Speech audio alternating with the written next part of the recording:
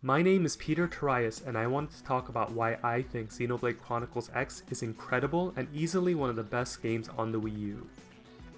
Traveling the alien landscape of Xenoblade Chronicles X is sublime. I don't use that word lightly. You really feel like you've crashed onto a whole new world where even gravity is different as you leap through the awe-inspiring environments of Mira. I remember when I first played, I couldn't believe how good it looked. Chronicles X is one of the best looking games on the Wii U, and it felt even more incredible back in 2015 when it first came out. There's whole ecosystems where creatures interact with each other and go about their business, too preoccupied to concern themselves with your passing. Most games have you feel like you're the center of the universe. Chronicles X revels in making you feel gloriously irrelevant. Massive creatures tower over you, ignoring your puny presence. The battle system is incredibly addictive. Chronicles X makes fighting into literal art, the art's palette of skills you use to fight enemies. With every new art you learn, your canvas of destruction expands. You can upgrade classes, distribute points to the arts, and buy all new weapons. I love exploring the continent and uncovering new areas by installing data probes at frontier nav spots. I like being at the forefront of humanity, trying to boldly go to new terrain. Sometimes, I'll find random locations I can explore, like this cave with a waterfall inside and a lake full of creatures. Further in, I come across a bunch of spiders going about their lives, ignoring my presence. I find some wreckage inside that I scavenge, then move on to the next section. There are some really cool moments. Wandering New LA and seeing the sci-fi version of a city I grew up in is lots of fun. My favorite moments in the game are literally me just running around, looking at the awe-inspiring sights. I can't think of many other games that make me feel this way. But, and this is a big but, I'm torn by how generic the story is. Many thanks, good sirs. Truly, we are walking on the ninth cloud of seventh heaven. Please call us El. The rest is far too formal. Let me clarify that this is a personal preference. I love the stories in the other Xeno games, and the one in Chronicles X isn't bad. It just doesn't grab me the way other RPGs do, including ones within the Xeno series. I recently finished Xenogears on the PS1 and loved the experience, even the somewhat infamous second disc. The story was profound and in many ways, I felt Shivat was a spiritual successor to the legacy of the Kingdom of Zeal in Chrono Trigger. Long after I'd completed the game, I was thinking about the story and its implications. So knowing Xenoblade Chronicle X's DNA, I had really high expectations. It's interesting that in the development of the game, the director made the setting of an open world the first pillar on which the game was built around. There are some genuinely good twists in the narrative. I just want to highlight a few things that didn't work for me, and one of the biggest are the villains, the Ganglion.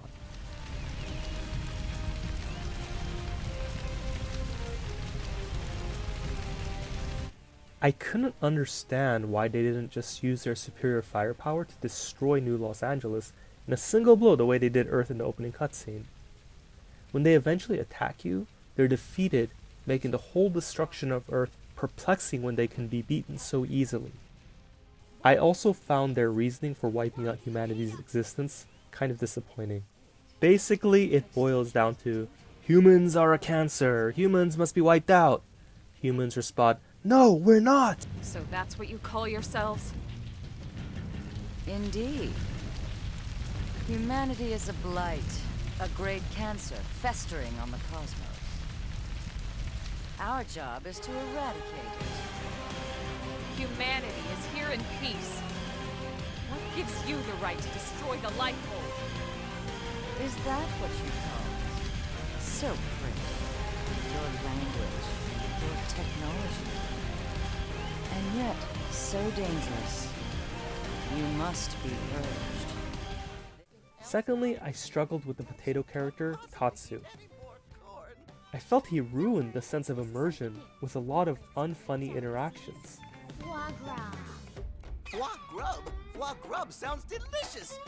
Maybe Tatsu tries some when Lele finished cooking. Can Tatsu help? Actually, you can. In fact, I can't make it without you.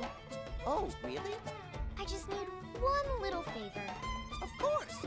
Tatsu is at your disposal. What can Tatsu provide for Chef Lindley? Your liver. Tatsu is here to serve, not be served, Lindley. Oh, just remembered. I have goose liver. Lindley did that on purpose. Lindley is vicious and nasty. What is it with movies and games introducing totally unlikable characters, constantly spouting unfunny jokes? Who is their intended audience? I mean, who enjoys having annoying characters accompanying you on what should be the ultimate adventure? I guess it might be loosely based on the archetype of a jester, but it's one habit I hope more titles can kick. But how? Tatsu has tiny feet, stubby, flimsy limbs. No spine either. But the turnip does have a point. I don't think there's any way we could scale those cliffs. Apologies to the Tatsu fans out there. I acknowledge it could just be me, and maybe gamers love the character. Finally, I thought there were wasted opportunities in character interactions that often felt like tutorials, rather than genuine moments of relationship building. Story elements like this are usually deal breakers when it comes to deciding which RPGs I'm going to play, since they require such a huge time investment. And let me reiterate, it's not all bad, and there are some really good story elements. But the thing that surprised me most is, I can't stop playing Chronicles X. The exploration, the combat, and the gameplay feel like perfection as they seamlessly blend into each other. I almost wish the narrative focus was on the challenges of establishing a colony in this strange world, with the aliens potentially arriving towards the end to ruin paradise. Chronicles X made me realize that the way I approach RPGs has changed. I know it's difficult to generalize with RPGs because they're all so different, but in Chronicles X, my favorite cinematic moments were the ones I created myself. I was yearning for experiences where I was able to tell my own story, incredulous and ecstatic at the battles I just won. When the gameplay is this good, that's enough to overcome any other obstacles, which is why I find myself reversing course, going back to what the ideal of an RPG is, focusing on personal gameplay experiences where even running around is as memorable as some of the best plot twists I've seen in prior games. And isn't that what ultimately makes for the best kind of role-playing game? I think Xenoblade Chronicles X isn't just the best RPG on the Wii U, but one of my favorite games on the system. If you haven't played it yet and enjoyed the Xeno series, I highly recommend it. I also genuinely hope Chronicles X gets a port to modern consoles because it's a game more people ought to play. I'd also love if this was somehow ported to VR. I feel when VR advances to the point where the world and sense of immersion is not just as good as Chronicles, but even better, it's going to be wild. Thanks to everyone who listened to my thoughts on Xenoblade Chronicles X.